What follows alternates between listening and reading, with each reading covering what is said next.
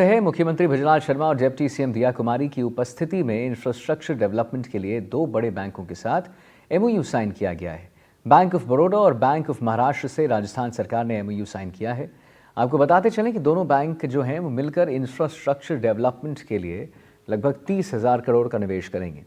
इसमें bank of Baroda के साथ 20,000 करोड़ का एमओयू और बैंक ऑफ महाराष्ट्र से 10,000 करोड़ का एमओयू साइन किया गया है।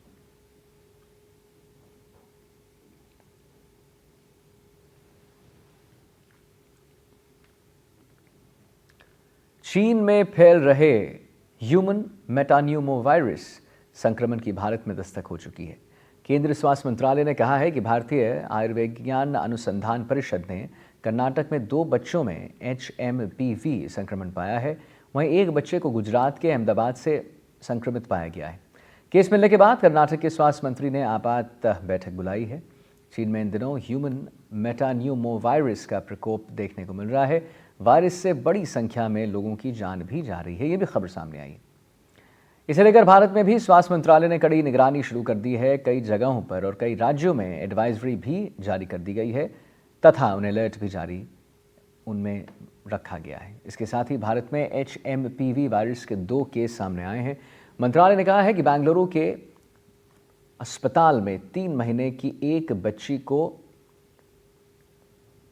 एक बीमारी है और उसके इलाज के लिए भर्ती वहां पर कराया गया था। बच्ची में HMPV होने की जानकारी मिली, उसे छुट्टी दे दी गई। इस अस्पताल में 8 महीने के बच्चे में भी संक्रमित पाया गया है।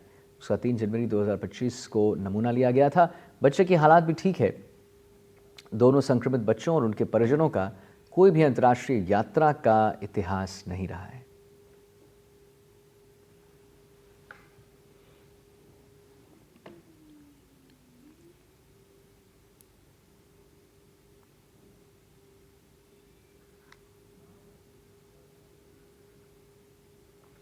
तो क्या कोरोना जैसा है HMPV वायरस, ये समझने की ज़रूरत है।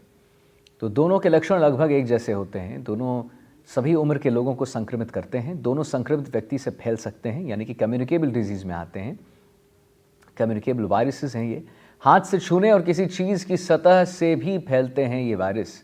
दोनों के सर्दियों में संक्रमण का ज़्यादा खतरा रहता है।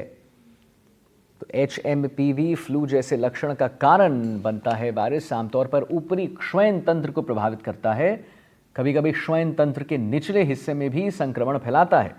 इसमें बुखार होता है, खांसी होती है, गले में खराश होती है, घरघराहट होती है और सांस लेने में तकलीफ भी पाई जाती है। HMPV भी कोरोना से संक्रमण के लक्षण जो हैं लाता है, सामान होता है। बहुत ज़्यादा डिफरेंस नहीं है दोनों में। और सबसे बड़ी बात यह है कि कोरोना में जैसे हमने एक बात सुनी थी और आपको भी याद होगा कि इम्यूनिटी को आपको आपके अच्छा रखना है।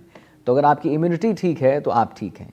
इस वायरस में भी, यानी कि HMPV वायरस में भी इम्यूनिटी पर अगर आप ध्यान देंगे तो आपको ये वायरस नहीं होगा।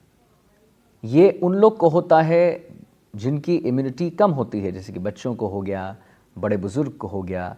लेकिन अगर बच्चे हैं और बड़े बुजुर्ग हैं और एक वयस्क इंसान है जो कि अपनी इम्यूनिटी को ठीक रखता है, खान पान सही समय पर सही ढंग से करता है, बाहर का नहीं खाना, एक जो वेजिटेरियन डाइट होता है वो लेना और फ्रूट्स एंड वेजिटेबल्स लेना, बैलेंस डाइट जिसको कहते हैं वो लेना, अगर वो करता है कोई भी इंसान, तो जाहिर सी बात है कि जो इम्यूनिटी होगी उसमें बढ़त होगी, आपकी स्ट्रॉन्ग इम्यूनिटी होगी और उसके बाद काफ़ी चांसेस हैं कि ये वायरस आपको ना पकड़े।